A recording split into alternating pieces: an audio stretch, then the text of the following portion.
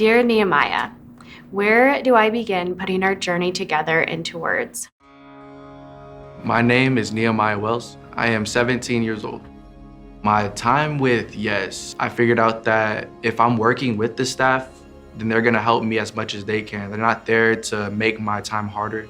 They're there to make it easier. Nehemiah actually started at Yes, the shelter, and was then put at Youth Homes, our residential center.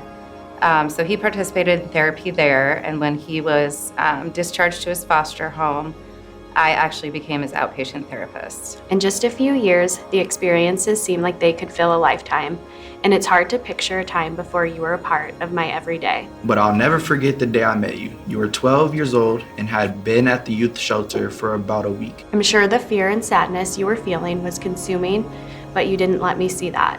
You were tough. He actually was not my client at first, but one thing Nehemiah's told me is that when I finally figured out everybody was there to help me, that's when I changed, and so that was something that's really powerful to hear from him. At first, I didn't talk to her either. It took me a while. I just sit in a room, play with all her fidgets and stuff like that. And then I eventually started talking to her. We grew super close, and over time, we actually built a relationship that's is basically further out than just therapy. Amy has been Nehemiah's therapist since he's been with us, and I think that says a huge piece about Amy and Ellipsis, just the consistency that we've been able to have as a support for Nehemiah and for our family. Amy has showed up for us every week and more. As I became a constant person in your life, you started to open up a little more. Spending time with you and your brothers was one of my favorite parts of each week. You were the best big brother and simultaneously so protective yet gentle. As each of your brothers left the shelter to be with other families, my heart broke for you a little more each time.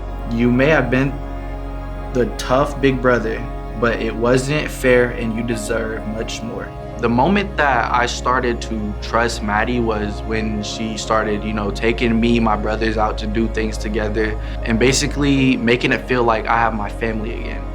After 9 months of waiting for placement, you transitioned to youth homes. In that year at youth homes, I watched you grow in maturity and age.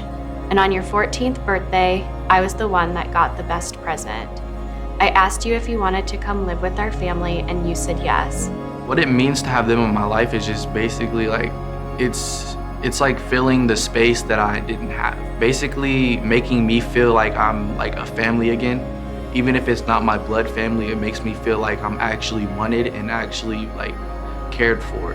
I remember the judge asking Nehemiah about how he felt being adopted as a teenager, because a lot of times teenagers don't get that. I just remember him saying, he was talking about his trauma, and he's like, I just want people to know, you can get past it and you can get over it. Before you came to our house, I had already made you a silent promise that we would never give up, no matter how hard things got. And they did get hard.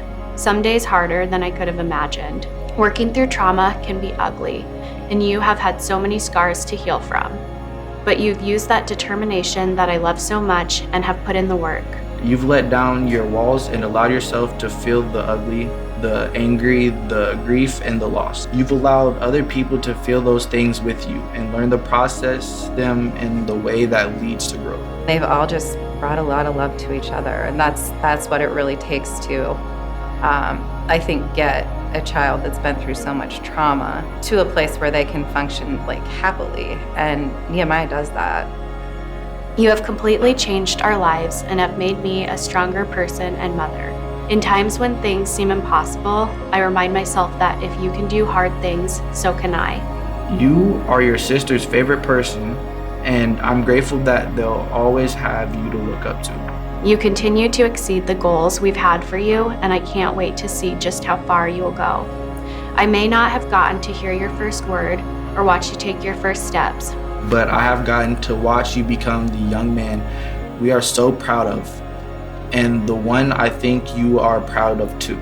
Never stop fighting for yourself and the person you are worthy of being. My time at Ellipsis, it taught me how to be patient with people.